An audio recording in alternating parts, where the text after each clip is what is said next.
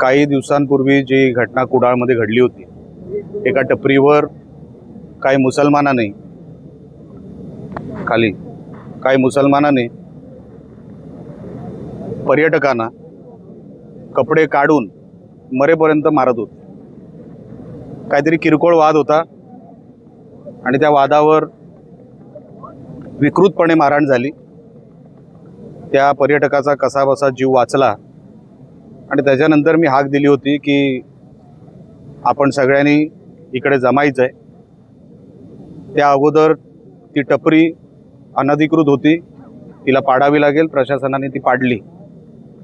काही आरोपी पकडले गेले नव्हते, आम्ही मागणी केली, ते पकडले गेले। आता ते सगळे अटक आहेत, त्यांना सगळ्यांना अटक झालेली आहे, जेलमध्ये आहेत।